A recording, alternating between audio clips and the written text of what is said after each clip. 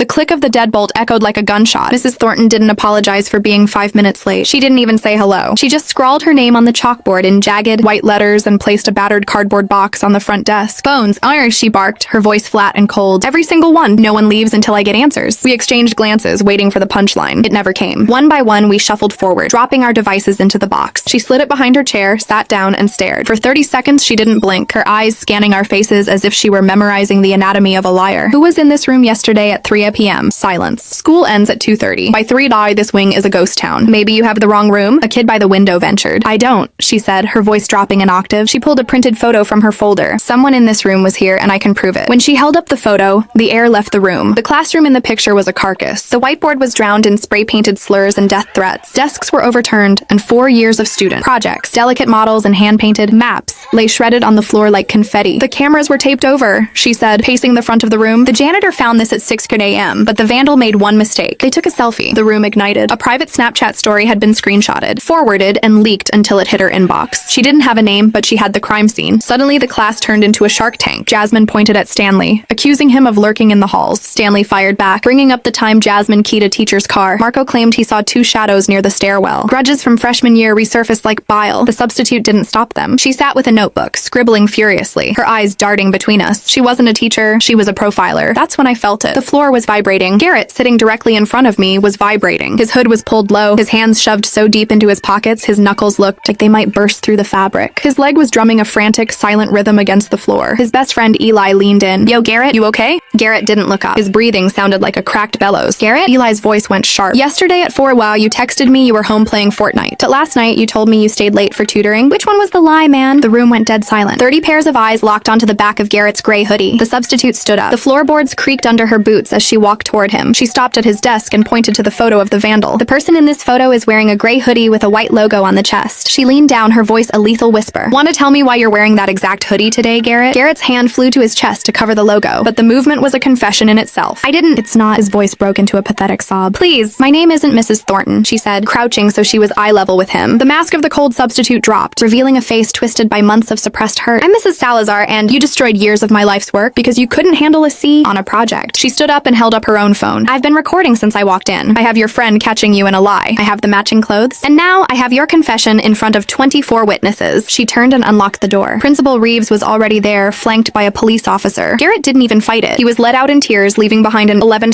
bill for damages and an empty chair. Mrs. Salazar didn't stay to teach the rest of the period. She just gathered her box of phones, took a deep breath of the now quiet air, and walked out, the district's public apology already waiting in her inbox.